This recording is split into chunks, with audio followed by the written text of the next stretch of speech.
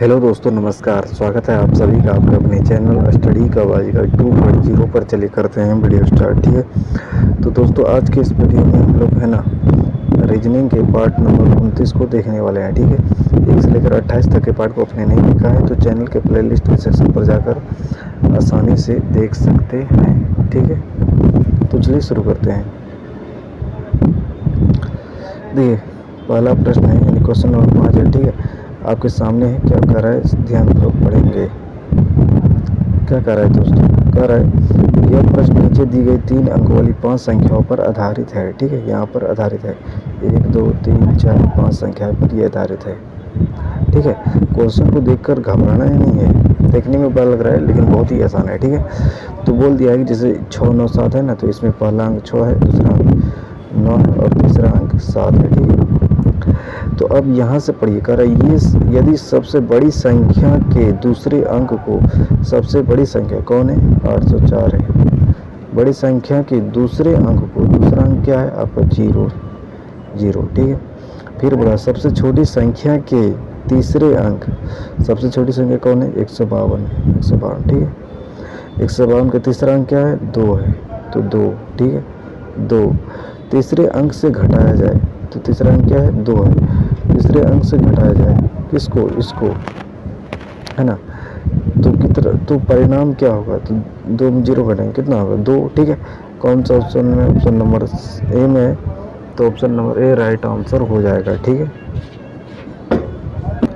तो option number A right answer हो जाएगा। ठीक है, कुछ नहीं, यहीं पर समझना था। क्या है, सबसे बड़ी संख्या का दूसरा अंक क्या है, फिर से समझिए, दूसरा अंक क्या है, 0। ठीक है, और सबसे छोटी संख्या के तीसरे अंक से घटाया जाए, सबसे छोटी संख्या के तीसरा अंक क्या है, 2 है। ठीक है, तो 2 में 0 घटाएंगे कितना आएगा, 2 हो जाएगा। ठीक है, कौन सा ऑप्शन में, ऑप्शन नंबर ए में है, तो option number A right answer हो जाएगा। ठीक है, तो उम्मीद करते हैं दोस्तों इस क्वेश्चन को आप बहुत ही आसानी से समझ गए होंगे। आगे चलते हैं,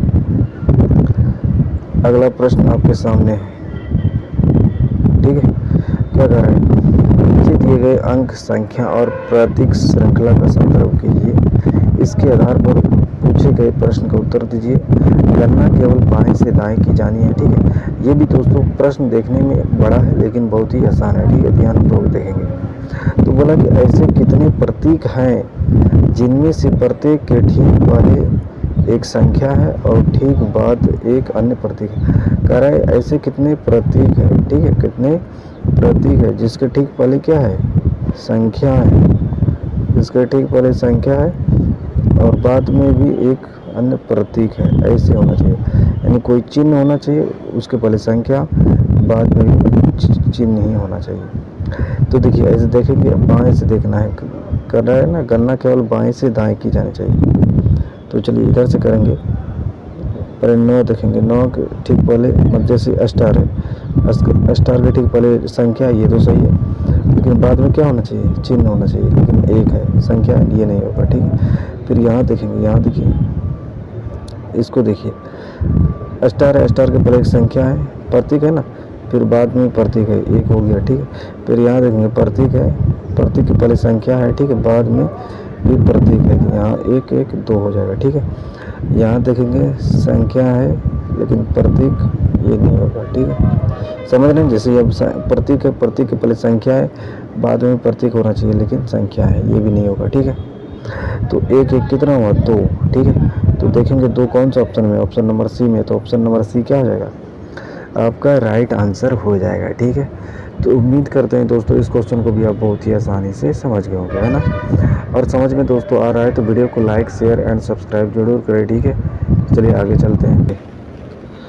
क्या कर रहे हैं, नीचे दिए गए विकल्पों में से संबंधित शब्द को चुनिए। ठीक है, कह रहा है नीचे दिए गए विकल्पों में से संबंधित शब्द को क्या करना है, चुनना है।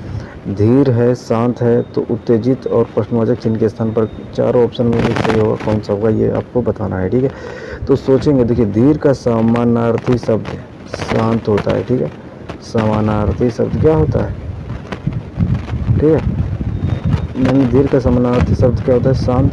तो उसी प्रकार उत्तेजित का समानार्थी शब्द क्या होता है, क्रुद्ध होता है। ठीक है, क्या होता है, क्रुद्ध। ठीक है, तो प्रश्नवाचक चिन्ह के स्थान पर क्या हो जाएगा, कुरुद। कौन सा ऑप्शन है, ऑप्शन नंबर डी में है, तो ऑप्शन नंबर डी क्या हो जाएगा, आपका राइट आंसर हो जाएगा। ठीक है, तो उम्मीद करते हैं दोस्तों इस प्रश्न को भी आप बहुत ही आसानी से समझ गए होंगे, है ना। और दोस्तों क्वेश्चन समझ में आ रहा है, वीडियो अच्छा लग रहा है तो लाइक शेयर एंड सब्सक्राइब अधिक से अधिक करें। ठीक है ना। आगे चलते हैं।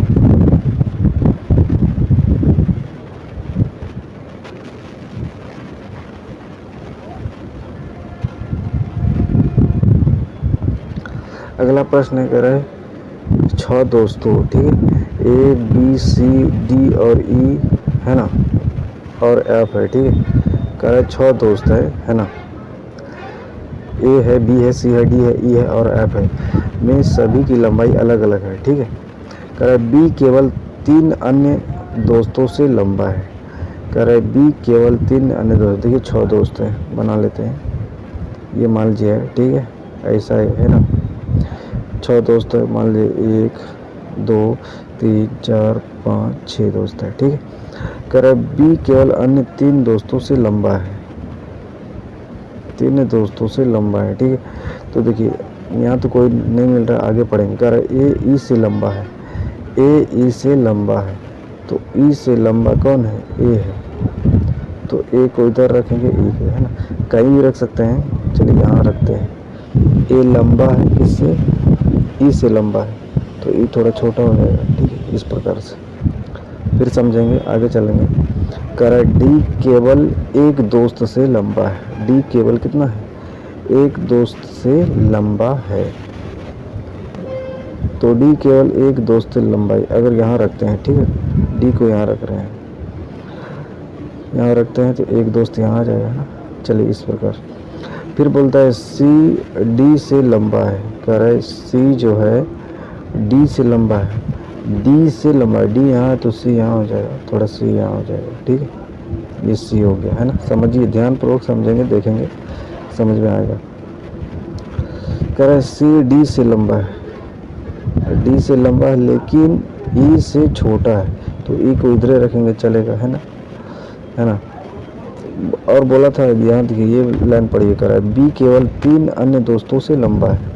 देखिए 1 2 3, यहाँ को अगर बी रख देते हैं तो सही मिल गया, है ना, लंबा है और ई से छोटा है, और एक बचा कौन है, अब तो अब यहाँ हो जाएगा।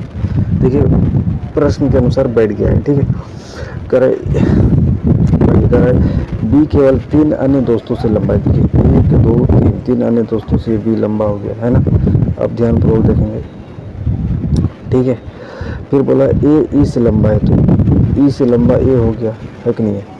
फिर बोला डी केवल एक दोस्त से लंबा है, डी देखिए एक दोस्त से लंबा है, सही बैठा है। ठीक है, फिर लेकिन ई से छोटा है, तो ई से छोटा है कौन, सी, सी डी से लंबा है, सी जो है डी से लंबा है, डी से लंबा है लेकिन ई से छोटा है सी। ठीक है, तो सभी दोस्तों में अब ये तो प्रश्न के अनुसार सब बैठ गया, है ना, यानी यहाँ पर ए है, ई है, बी है, सी है, डी है, एफ।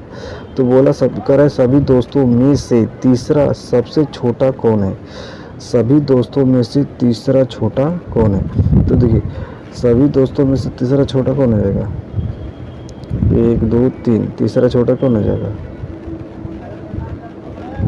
सभी दोस्तों में से तीसरा सबसे छोटा कौन है। तो देखिए ये तो सबसे लंबा हो गया, इधर से देखेंगे 1 2 3, तीसरा सबसे लंबा छोटा कौन हो जाएगा, आपका सी हो जाएगा, है कि नहीं। बोला कि सभी दोस्तों में से तीसरा सबसे छोटा कौन है, तो सी हो जाएगा, है ना।